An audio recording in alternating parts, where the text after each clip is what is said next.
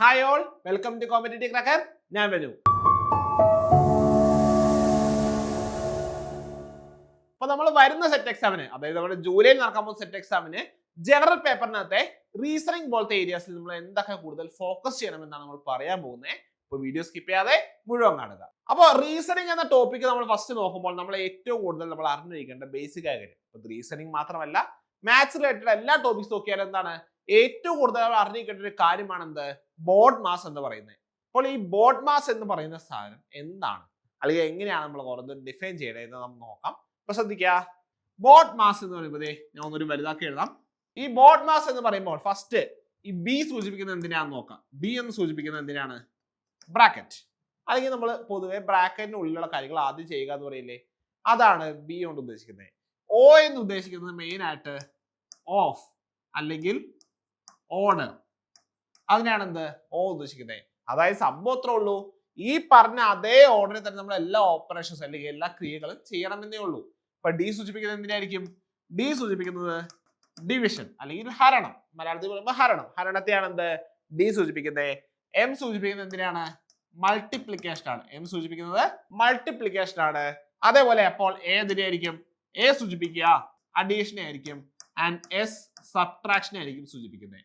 അപ്പോൾ ഈ ഓരോ എന്താണ് ലെറ്റർ സൂചിപ്പിക്കുന്ന ഓരോ കാര്യങ്ങളുണ്ടല്ലോ, ഇതേ ഓർഡറിലായിരിക്കണം നമ്മൾ എന്ത് ചെയ്യണ്ടേ, നമ്മൾ നമ്മുടെ ക്രിയകൾ ചെയ്യേണ്ടത് എന്ന് ഫസ്റ്റ് മനസ്സിലാക്കുക. അപ്പൊ ഈ ബോർഡ് മാസിൽ നമ്മുടെ സെറ്റ് എക്സാമിന് സെറ്റിന്റെ ജനറൽ പേപ്പറിൽ വെച്ചൊരു ക്വസ്റ്റ്യൻ നോക്കിയാലോ, നമുക്ക് ക്വസ്റ്റ്യൻ നോക്കാം. ഇതാണ് ആ ക്വസ്റ്റ്യൻ, നോക്കിയേ. If plus stands for division, divide stands for multiplication, multiplication stands for subtraction and minus stands for addition, then which of the following is correct? അപ്പോൾ ഇത്തരം ഒരു ചോദ്യം വരുമ്പോൾ നിങ്ങൾ ശ്രദ്ധിക്കേണ്ട മെയിൻ കാര്യം അറിയോ, ഇത്ര ശ്രദ്ധിച്ചാൽ മതി. ഈ കാണിക്കുന്ന ചിഹ്നങ്ങളല്ല ശരിക്കും ആ ചിഹ്നങ്ങളുടെ ഒറിജിനൽ പ്രോപ്പർട്ടി എന്ന് പറയുന്നത്. കാരണം എന്താണ്, പ്ലസ് കൊണ്ട് ഉദ്ദേശിക്കുന്നത് ഹരണത്തെയാണ്. അപ്പോൾ പ്ലസിന്റെ വരെ നിങ്ങൾ എന്ത് എഴുതുക, ഹരണം എന്ന് എഴുതുക. അതേപോലെ ഈ ഹരണത്തിന്റെ സിമ്പൽ സൂചിപ്പിക്കുന്നത് മൾട്ടിപ്ലിക്കേഷൻ ആണെങ്കിൽ ഹരണത്തിന് വരെ നമ്മൾ നേരെ എന്ത് എഴുതുക, മൾട്ടിപ്ലിക്കേഷൻ എഴുതുക. അങ്ങനെ ഈ 4 ഓപ്ഷൻസിനെ എന്ത് ചെയ്യുക, നിങ്ങൾ അതത് സിമ്പിൾസ് വെച്ച് മാറ്റി റെപ്രസെന്റ് ചെയ്യാൻ ശ്രമിക്കുക. പിന്നെ മറ്റൊരു ഇമ്പോർട്ടന്റ് കാര്യം നോക്കിയേ, നമ്മുടെ എല്ലാ ഉത്തരങ്ങളും എന്താണ്, പക്കാ ഒരു നമ്പറാണ്. ഡെസിമലോ ഫ്രാക്ഷനോ ഒന്നും വന്നിട്ടില്ല. ഡെസിമലോ ഫ്രാക്ഷനോ വന്നിട്ട് നമുക്ക് എന്ത് പറയാൻ പറ്റുമായിരുന്നു, ഹരണം മര്യാദയ്ക്ക് നടന്നിട്ടില്ല. കാരണം ഹരിക്കുമ്പോൾ നല്ല കൃത്യമായി ഹരിക്കാൻ പറ്റിയില്ലെങ്കിലാണ് എന്ത് ഡെസിമൽ അല്ലെങ്കിൽ ദശാംശ സംഖ്യകളും ഡെസിമൽ നമ്പേഴ്സും ഫ്രാക്ഷൻസും ഒക്കെ വരിക. പക്ഷെ ഇവിടെ എന്താണ്, എല്ലാ ഉത്തരവും നല്ല നീറ്റ് ആൻഡ് ക്ലീൻ ആണ് അല്ലേ, ആണല്ലോ. അപ്പോൾ ഈ പറയുന്ന 4 ഓപ്ഷൻസിൽ ഏതിലാണ് ഡിവിഷൻ ഏറ്റവും കറക്റ്റ് ആയിട്ട് നടന്നത് നോക്കുക. അപ്പൊ നോക്കിയേ, ഡിവിഷൻ കറക്റ്റ് ആയിട്ട് നടക്കുക എന്ന് പറയുമ്പോൾ നമ്മൾ ഡിവിഷൻ സൂചിപ്പിക്കുന്ന ലെറ്റർ അല്ലെങ്കിൽ സിമ്പൽ എന്താണ്, പ്ലസ് ആണ് അല്ലെ. ഇവരുടെ ഡിവിഷൻ സൂചിപ്പിക്കുന്നത് പ്ലസ് വെച്ചാണ്. അപ്പോൾ 4 ഓപ്ഷനിലും പ്ലസ് ഏറ്റവും മര്യാദയ്ക്ക് അല്ലെങ്കിൽ ഡിവിഷൻ ഏറ്റവും കൃത്യമായി നടക്കുന്ന ഏതാന്ന് നോക്കാം. ഏതാണ് നോക്കി, ഫസ്റ്റ് ഓപ്ഷൻ നോക്കി, എന്താണ് 6 + 7 എന്നാണ്. അതായത് അർത്ഥം എന്താണ്, 6 ÷ 7. ഇത് ചെയ്താൽ നമുക്ക് കൃത്യമായിട്ടൊരു ആൻസർ കിട്ടുമോ, ഇത് ചെയ്താൽ നമുക്ക് കൃത്യമായിട്ടൊരു ആൻസർ കിട്ടുമോ, ഒരിക്കലും കിട്ടത്തില്ല. അപ്പൊ എന്താണ് ഓപ്ഷൻ എ തെറ്റാണ്. അപ്പൊ തന്നെ പറയാം, ഒന്നും നോക്കണ്ട. ഇനി നമുക്ക് താഴേക്ക് വരാം. എന്താണ് 7 + 5 ആണ് രണ്ടെണ്ണത്തിനുള്ളത്. 7 + 5 എന്താണെന്ന് പറയുക, ഇവിടെ സൂചിപ്പിക്കുന്നത് അപ്പോ 7 ÷ 5 ആണ്. 7 ÷ 5 കൃത്യമായിട്ട് ചെയ്യാൻ പറ്റുമോ, പറ്റില്ല. കാരണം എന്താണ്, ഇവിടെ ഡിവൈഡ് ചെയ്യുമ്പോൾ എന്താണ് നമുക്ക് വരിക, നമുക്ക് 1.4 കിട്ടും. തെറ്റിയില്ലേ. അപ്പൊ അതും എന്തല്ല, അതും ആൻസർ അല്ല. അപ്പൊ എന്താണ് ഓപ്ഷൻ സി അല്ല, ഓപ്ഷൻ ഡി അല്ല എന്ന് മനസ്സിലായി. ഇനി ഓപ്ഷൻ ബി നോക്കാം. എന്താ പറയുന്നേ, 18 + 6 നടക്കുന്നത്. അപ്പൊ എന്താണ് 18 ÷ 6. അതിന്റെ ആൻസർ നമുക്ക് എന്താ അറിയാം, 3 കറക്റ്റ് ആയിട്ട് കിട്ടുന്നത് നമുക്കറിയാം. അതിന്റെ ആൻസർ കറക്റ്റ് ആയിട്ട് 3 വരുമെന്ന് നമുക്കറിയാം.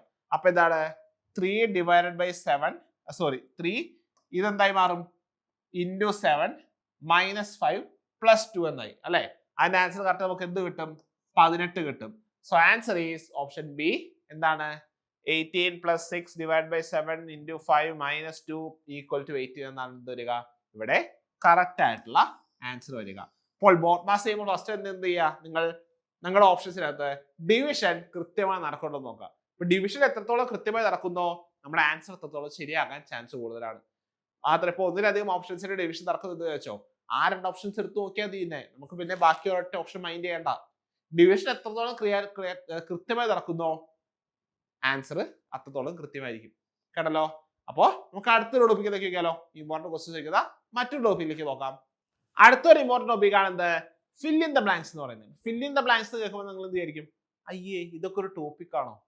പക്ഷേ ഇവിടെ നമ്മൾ വിചാരിക്കുന്ന പോലെ അത്രയും പെട്ടെന്ന് നമുക്ക് ആൻസർ കിട്ടാതിരിക്കാനും ചാൻസ് ഉണ്ട്. എന്താ കാരണം എന്ന് വെച്ചാൽ നമ്മൾ ഒരു ഓപ്ഷൻ വിചാരിച്ചാൽ അത് തന്നെ ആൻസർ വരാൻ ചാൻസ് ഉണ്ട്. അത് ആൻസർ വരാതിരിക്കാനുള്ള ചാൻസും നമുക്ക് വരാം. കേട്ടല്ലോ? ഒരു എക്സാമ്പിൾ നോക്കുകയാണെങ്കിൽ നോക്കിയേ, 2 3 5 ഡാഷ് ഇങ്ങനൊരു ഓപ്ഷൻ വന്നു, ഇങ്ങനെ ഒരു ക്വസ്റ്റ്യൻ വന്നു. ഈ ഡാഷിന്റെ അവിടെ എന്താണെന്ന് വെച്ചാൽ കാണാം. ഓപ്ഷൻസ് ഏതൊക്കെയാണെന്ന് വെച്ചാൽ എന്താണ്? എ പറയുന്നത് 7, ബി പറയുന്നു 8, സി പറയുന്നു 6, ഡി പറയുന്നു 9. ഓക്കെ, കുറച്ച് പേര് എന്ത് വിചാരിക്കും? ആൻസർ ഓപ്ഷൻ എ 7 ആണ്. കുറച്ച് പേര് വിചാരിക്കും ആൻസർ ഓപ്ഷൻ ബി 8 ആണ്. 7 എന്ന് വിചാരിക്കാൻ കാരണം എന്താണ്? ഇവയെല്ലാം എന്താണ്? പ്രൈം നമ്പറുകളാണ്. അപ്പോൾ അടുത്ത പ്രൈം നമ്പർ എന്ത് എഴുതാം? 7 എഴുതാമെന്ന് പറയാം. ഇനി 8 വരുന്നവർ എന്ത് പറയും? 2 + 3 5 ഇവിടെ എഴുതി. അപ്പോൾ 5 + 3 8 എന്ത് എഴുതണം? ഇവിടെ എഴുതണം എന്ന് പറയും. അപ്പൊ നോക്കിയേ, നമ്മൾക്ക് ഈ ഫിൽ ഇൻ ദ ബ്ലാങ്ക്സ് ചെയ്യുമ്പോൾ നമ്മൾ ശ്രദ്ധിക്കേണ്ട മെയിൻ കാര്യം എന്താ വെച്ചാൽ എപ്പോഴും ഒരു യൂണീക് വേ അവിടെ ഉണ്ടാകും. എന്താണ്? ആ നമ്പേഴ്സിന് കണക്ട് ചെയ്യുന്ന ഒരു യൂണീക് വേ എവിടെ ഉണ്ടാകും? നമ്മുടെ ക്വസ്റ്റ്യനിൽ ഉണ്ടാകും. പൊതുവെ എന്താണ് കോമൺ ആയിട്ട് വരുന്നത്? സ്ക്വയറുകൾ അല്ലെങ്കിൽ ക്യൂബുകളായിരിക്കും. സ്ക്വയർ അല്ലെങ്കിൽ ക്യൂബ്. ഒരു നമ്പറിന്റെ സ്ക്വയർ അല്ലെങ്കിൽ ക്യൂബിനെ ബേസ് ചെയ്തുള്ള റിലേഷൻസ് ആണ് എന്ത്? ഏറ്റവും കോമൺ ആയിട്ട് എവിടെ വരിക? നമ്മുടെ ഈ ഫിൽ ഇൻ ദ ബ്ലാങ്ക്സ് എന്ന ഒരു ഏരിയയിൽ വരിക. അപ്പൊ നമുക്ക് അതുപോലത്തെ ക്വസ്റ്റ്യൻ നോക്കിയാലോ? സ്ക്വയറുകളും ക്യൂബുകളും വെച്ച് വരുന്ന ഒരു ക്വസ്റ്റ്യൻ നോക്കാം. ഇമ്പോർട്ടന്റ് ക്വസ്റ്റ്യൻ ആണ്, PYQ ആണ്. അപ്പൊ ക്വസ്റ്റ്യൻ നോക്കുക, വളരെ ഈസി ക്വസ്റ്റ്യൻ ആണ്. Find the missing number of the series. അത്രേ ഉള്ളൂ. എന്താണ്? 2 7 28 63 126 215 എക്സെട്ര. ഇതുള്ളതായിരിക്കും. ഇതിനിപ്പോ എന്താ കണക്ഷൻ ഉള്ളത്? ഓരോ നമ്പർ ഓരോ രൂപത്തിൽ കിടക്കുന്നത്. അപ്പൊ ഞാൻ കണക്ഷൻ നോക്കാം. കണക്ഷൻ ഞാൻ പറയാം, ശ്രദ്ധിക്കുക. 1 ക്യൂബ് പ്ലസ് 1 എന്ത് വരും? 1 ക്യൂബ് പ്ലസ് 1 എത്ര വരിക? അതിന്റെ ആൻസർ വരിക 2 ആണ്. 2 ക്യൂബ് മൈനസ് 1 എത്രയാണ്? 8 മൈനസ് 1 7 വരും. അതേപോലെ 3 ക്യൂബ് പ്ലസ് 1 ചെയ്യുമ്പോൾ എത്ര വരും? 28 വരും. 4 ക്യൂബ് മൈനസ് 1 63 വരും. ആ ഒരു പാറ്റേണിലാണ് എന്ത് നമ്മുടെ ഈ ഫുൾ സീരീസ് പോകുന്നത്. അപ്പൊ എന്ത് മനസ്സിലാക്കാം? ഇവിടെ ഓരോ പൊസിഷനും അതിന്റെ ക്യൂബുകൾ നിങ്ങൾ അത്യാവശ്യം അറിയിക്കണം. അതായത് ഈ കാണുന്ന ഓരോ നമ്പറും എന്താണ്? ഒരു ക്യൂബിന്റെ അപ്പുറത്തിലേക്ക് ഇപ്പുറത്ത് കിടക്കുന്ന നമ്പറാണ്, അല്ലെങ്കിൽ ക്യൂബിന്റെ അയൽവാസികളാണ്. ഓരോ പെർഫെക്റ്റ് ക്യൂബുകളുടെയും അയൽവാസികളാന്ന് പറയാം. ഇപ്പൊ 2 1ന്റെ തൊട്ടപ്പുറത്ത് കിടക്കുന്ന നമ്പറാ. 7 8ന്റെ ഇപ്പുറത്ത് കിടക്കുന്ന നമ്പറാ. അടുത്തത് ഏതാണ്? 28 27ന്റെ അപ്പുറത്ത് കിടക്കുന്ന നമ്പർ. അടുത്തത് 63 64ന്റെ ഇപ്പുറത്ത് കിടക്കുന്ന നമ്പർ. ഈ എന്താണ് 1 8 27 64 ഒക്കെ എന്താണ്? പെർഫെക്റ്റ് ക്യൂബുകൾ, അല്ലെങ്കിൽ എന്താണ് കറക്റ്റ് ആയിട്ട് ഒരു നാച്ചുറൽ നമ്പർ, അതിന്റെ ക്യൂബായ സംഖ്യകളാണ് നമുക്ക് പറയാം. അപ്പോൾ ഇങ്ങനെ വരികയാണെങ്കിൽ അടുത്തത് ഏത് വരുന്ന വെച്ചുകൊണ്ടേ? അടുത്ത നമ്പർ ഏത് വരുന്ന വെച്ചുകൊണ്ടേ? ഇവിടെ എന്താണ്? 1 cube minus 1 1 cube plus 1 2 cube minus 1 3 cube plus 1 4 cube minus 1 5 cube plus 1 6 cube minus 1. അപ്പൊ അടുത്ത എന്ത് വരും? അടുത്ത വരിക 7 ക്യൂബ് പ്ലസ് 1 ആയിരിക്കും. അപ്പോൾ 7 ക്യൂബ് എത്രയാണ്? 7 ക്യൂബ് എത്രയാ? 7 ക്യൂബിന്റെ വില 343 ആണ്. 7 ക്യൂബിന്റെ വില 343 ആണ്. അപ്പോൾ 7 ക്യൂബ് പ്ലസ് 1 എന്ന് പറയുമ്പോൾ എത്ര വരും? 344 ആൻസർ ആയിട്ട് കിട്ടും. So answer is option B 344. കേട്ടല്ലോ? ഉത്തരം എന്താ വരിക? ഓപ്ഷൻ ബി ആണ്, 344 ആണ് ഇവിടെ ആൻസർ വരുന്നത്. ക്ലിയർ ആണല്ലോ? ഈ ഒരു പാറ്റേണിലാണ് നമ്മളിവിടെ സീരീസുകൾ പോകുന്നത്. അപ്പൊ ശ്രദ്ധിക്കുക, സ്ക്വയറുകളും ക്യൂബുകളും മാക്സിമം എടുത്ത് ട്രൈ ചെയ്യുക. ഏതെങ്കിലും ഒന്നും ശരിയാവാതിരിക്കില്ല. കേട്ടല്ലോ? അപ്പൊ ഇതാണ് എന്ത് ഈ ക്വസ്റ്റ്യൻ ചെയ്യേണ്ട ഏറ്റവും എളുപ്പമുള്ള വഴി എന്ന് പറയുന്നത്. അടുത്തൊരു ഇമ്പോർട്ടന്റ് ടോപ്പിക് ആണ് എന്ത്? താഴെ തന്നിരിക്കുന്ന റേഷ്യോകളിൽ ഏറ്റവും വലുത് ഏതാണ് എന്നൊരു ടൈപ്പ് ചോദ്യം. അപ്പൊ താഴെ തന്നിരിക്കുന്ന റേഷ്യോകളിൽ ഏറ്റവും വലുത് ഏതാണെന്ന് നോക്കുമ്പോൾ എന്താണ് ഉദ്ദേശിക്കുന്നത്? നിങ്ങൾക്ക് 2-3 റേഷ്യോസ് അല്ലെങ്കിൽ 2-3 ഫ്രാക്ഷൻസ് വരും. ഫോർ എക്സാമ്പിൾ നോക്കുകയാണെങ്കിൽ എന്താണ്? 1/2 3/5 7/8 7/8 വേണ്ട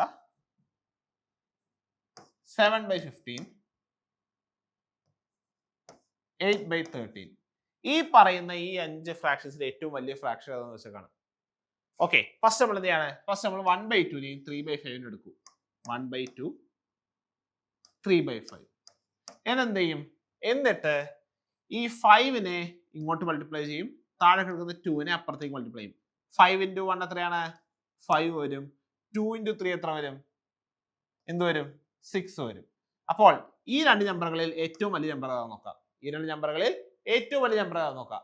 6 ആണ് അല്ലെ? അപ്പൊ 6ന് മേലെ കിടക്കുന്ന 3/5 ആണ് 1/2നേക്കാൾ വലിയ ഫ്രാക്ഷൻ. 1/2നേക്കാൾ വലുതാണ് എന്ത്? 3/5 എന്ന് നമുക്ക് ഈസിലി മനസ്സിലാക്കാം. ഫസ്റ്റ് എന്താണ്? ഈ രണ്ടെണ്ണത്തിലെ ഏറ്റവും വലുത് 3/5 ആണ്. ഇനി 3/5ഉം 7/15 എടുക്കും. 3/5 7/15. 15 into 3 ചെയ്യുക, 5 into 7 ചെയ്യുക. 15 into 3 എത്ര വരും? 45 വരും. 5 into 7 35 വന്നേ. 45 വലുതായ കാരണം 3/5 തന്നെയാണ് ഇവിടെയും വലുത്. 3/5 തന്നെയാണ് ഇവിടെയും വലുത്. ഇനി 3/5ഉം 8/13 കൊടുക്കാണ്. നോക്കിക്കോ, 3/5ഉം 8/13. ഫസ്റ്റ് എന്ത് ചെയ്യാണ്? 13 into 3 ചെയ്തു, എത്ര കിട്ടി? 39 കിട്ടി. 5 into 8 ചെയ്തു, എത്ര കിട്ടും? 40 കിട്ടും. ഏതാ വലുത്? 40 ആണ് വലുത് അല്ലേ? സോ ഏറ്റവും വലിയ ഫ്രാക്ഷൻ എന്ന് പറയുന്നത് ഏതായിരിക്കും? 8/13 ആയിരിക്കും. 3/5നേക്കാൾ വലിയ ഫ്രാക്ഷൻ ആണെന്ത്? 8/13 എന്ന്. അങ്ങനെ നമുക്ക് എന്ത് ചെയ്യാം? നമുക്ക് മനസ്സിലാക്കാം. ഇത്രയും എളുപ്പമാണെന്ത് ഈ ഒരു ക്വസ്റ്റ്യൻ ചെയ്യുക എന്ന് പറയുന്നത്. ഇപ്പൊ ഇതിന്റെ മോഡൽ ക്വസ്റ്റ്യൻ നോക്കിയാലോ. അപ്പൊ ചില ക്വസ്റ്റ്യൻസ്, ഇപ്പൊ ഈ കാണുന്ന ക്വസ്റ്റ്യൻ നമ്മുടെ സെറ്റ് എക്സാമിന് മുമ്പ് ചോദിച്ച ക്വസ്റ്റ്യൻ ആണ്. നോക്കുക, നമുക്ക് റേഷ്യോസ് ആണ് തന്നേക്കുന്നത്. എന്താണ്? 15:23, 15/23, 17/25, 21/29 ആൻഡ് ലാസ്റ്റ് വൺ 7/15. ഈ പറയുന്നവയിൽ ഏറ്റവും വലുത് ഏതാണെന്ന് വെച്ചാൽ കാണും. അപ്പൊ നമ്മൾ നോക്കിയപ്പോ എന്താണ്? ഡിനോമിനേറ്ററിനേക്കാൾ 5 കുറവാണ് ന്യൂമറേറ്റർ എല്ലായിടത്തും അല്ലെ? ഓക്കെ, 23നേക്കാൾ 5 കുറവാണ് 15, 25നേക്കാൾ 5 കുറവാണ് 17, 29നേക്കാൾ 5 കുറവാണ് 8 കുറവാണ് 21, 11 പറയാവേ.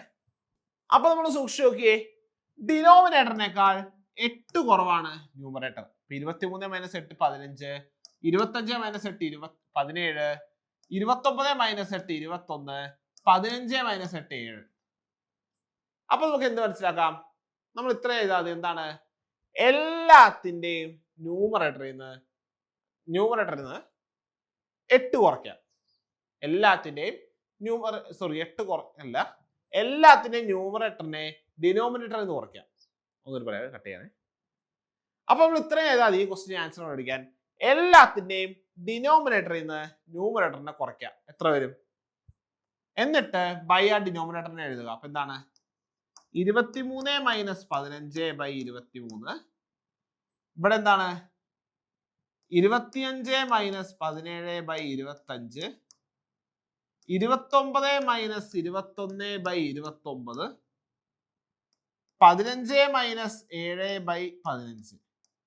എന്നിട്ട് ഈ 4 ഏറ്റവും ചെറുത് ഏതാണോ അതിന് ഓപ്പോസിറ്റ് ആയിട്ട് കിടക്കുന്ന ഈ 4 ഫ്രാക്ഷൻ ആണ് ഏറ്റവും വലിയ ഫ്രാക്ഷൻ. അതായത് നോക്കിയേ, 23 - 15/23 എത്ര വന്നു? 8/23 വരും. രണ്ടാമത്തേത് 8/25 വരും. മൂന്നാമത്തേത് 8/29 വരും. നാലാമത്തെ 8/15 വരും. ഈ 4 ഫ്രാക്ഷൻസിൽ ഏറ്റവും ചെറിയ ഫ്രാക്ഷൻ ഏതാണോ ആ പൊസിഷനിൽ നിൽക്കുന്ന ഇതിലെ റേഷ്യോ ആണ് ഏറ്റവും വലുത്. അപ്പൊ നോക്കിയേ, ഏത് ഏറ്റവും ചെറിയ ഫ്രാക്ഷൻ? എല്ലാ ഫ്രാക്ഷന്റെയും ന്യൂമറേറ്റർ സെയിം ആണ്, 8 ആണല്ലോ. അപ്പോൾ ഡിനോമിനേറ്റർ എത്രത്തോളം ചെറുതാകുന്നോ വലുതാകുന്നോ ഫ്രാക്ഷൻ അത്രത്തോളം ചെറുതാകും. ഡിനോമിനേറ്റർ എത്രത്തോളം വലുതാകുന്നോ ഫ്രാക്ഷൻ എത്രത്തോളം ചെറുതാകുന്ന പറയുന്നത്. ഇവിടെ ഏറ്റവും വലിയ ഡിനോമിനേറ്റർ ഇതിനെയാണ് 8/29 ആണ്. അപ്പോൾ ഈ കാണുന്ന 4 ഏറ്റവും വലിയ ഫ്രാക്ഷൻ എന്ന് പറയുന്നത് ഏതാണ്?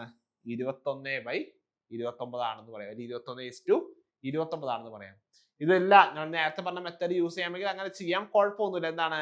ജസ്റ്റ് ഈ രണ്ടെണ്ണം വെച്ച് കമ്പയർ ചെയ്ത് പോയാൽ നമുക്ക് ആൻസർ തന്നെ കിട്ടും. ആൻസർ ഓപ്ഷൻ സി 21/29 തന്നെ കിട്ടും. ക്ലിയർ ആണല്ലോ? ഈ ക്വസ്റ്റ്യൻ ക്ലിയർ ആയെന്ന് വിശ്വസിക്കുന്നു. അപ്പോൾ എന്താണ് ഇപ്പോഴേ നമ്മൾ അതിന്റെ പ്രിപ്പറേഷൻ സ്റ്റാർട്ട് ചെയ്യണം. ഒരിക്കലും എന്താണ് സെറ്റ് എക്സാമിന്റെ 1 മാസം മുമ്പ് അല്ലെങ്കിൽ ആപ്ലിക്കേഷൻ വിളിച്ച ശേഷം അല്ലെങ്കിൽ എന്താണ് ഹോൾ ടിക്കറ്റ് വന്ന ശേഷം മാത്രം പഠിച്ചു തുടങ്ങാമെന്ന് വിചാരിച്ച എന്താണ് നമ്മൾ നമ്മുടെ ഏറ്റവും പ്രഷ്യസ് ആയ ടൈം നമ്മൾ എന്താണ് നശിപ്പിക്കുക എന്ന് തന്നെ പറയാം അല്ലേ. കാരണം എന്താണ് ഇനി കുറച്ച് കളയുമ്പോൾ നമ്മുടെ പയ്യെ വെക്കേഷൻ ഒക്കെ സ്റ്റാർട്ട് ചെയ്യും. ഇപ്പോൾ വർക്ക് ചെയ്യുന്നവരായാലും എല്ലാവർക്കും എന്താണ് ഒരു ബിൽഡപ്പ് ചെയ്യാനുള്ള നല്ലൊരു ടൈമാണ്, നല്ല ഏറ്റവും സ്വീറ്റസ്റ്റ് ടൈമാണ് ഇപ്പോൾ ഉള്ളത് നമുക്ക്. അപ്പോൾ ഇപ്പോഴേ തന്നെ പയ്യെ പയ്യെ സ്റ്റാർട്ട് ചെയ്യുന്നതാണ് നമ്മൾക്ക് ഒരു ഫ്ലോയിൽ വരാനുള്ള ഏറ്റവും നല്ല എന്താണ് വഴി എന്ന് പറയുന്നത്. അപ്പോൾ ഇപ്പോഴേ പ്രിപ്പറേഷൻ സ്റ്റാർട്ട് ചെയ്യാൻ വേണ്ടി കോമ്പറ്റേറ്റീവ് കാൽക്കുലർ സെറ്റിന്റെ പുതിയ ബാച്ച് സ്റ്റാർട്ട് ചെയ്തിട്ടുണ്ട്.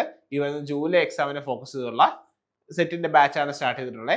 അപ്പോൾ ഈ ബാച്ചിനെ പറ്റി കൂടുതൽ ഡീറ്റെയിൽസ് അറിയാൻ വേണ്ടി നമ്മൾ താഴെ എന്തുണ്ട്, താഴെ നമ്മളൊരു ലിങ്ക് കൊടുത്തിട്ടുണ്ട്. ആ ലിങ്കിൽ നിങ്ങൾ കയറി രജിസ്റ്റർ ചെയ്യുക.